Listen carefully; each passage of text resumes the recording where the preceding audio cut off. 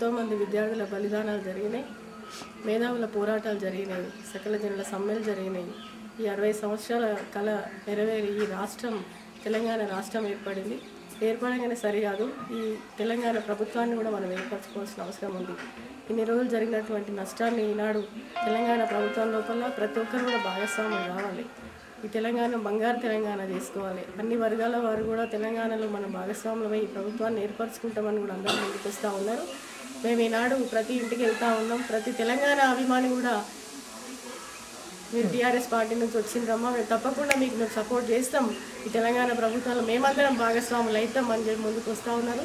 ఈ తెలంగాణ ప్రభుత్వంలో అన్ని వర్గాల వారు కూడా మనం బంగారు తెలంగాణ చేసుకుంటాం. ప్రతి యువత భవిష్యత్తు బాగుంటుంది.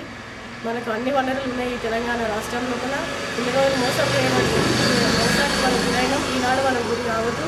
సాధించుకోవడం ఒక ఉద్యమం అయితే, ఈనాడు ప్రభుత్వాన్ని ఏర్పరచుకోవడంలో కూడా మనం ఉద్యమంగా ప్రతి ఒక్కరు కూడా కంకణం కట్టుకునే విధంగా ఉండాల్సిన అవసరం ఉంది అని చెప్తూ పార్టీ నుంచే మండల అధ్యక్షురాలైన మరి ఈనాడు కూడా ఆనాటి నుంచి కూడా తెలంగాణ ఉద్యమంలో మేము పాల్గొనడం జరిగింది.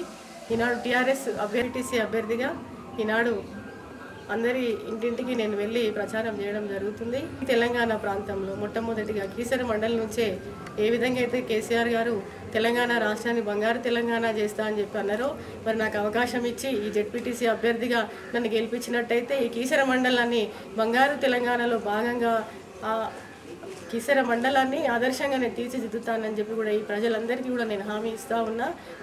మీరందరూ కూడా భాగస్వాములు కావాలని చెప్పి నేను కోరుకుంటాను. 6 గుర్తుకు ఓటేసి మీరందరూ నన్ను గెలిపించాలని చెప్పి కూడా నేను కోరుకుంటా ఉన్నా.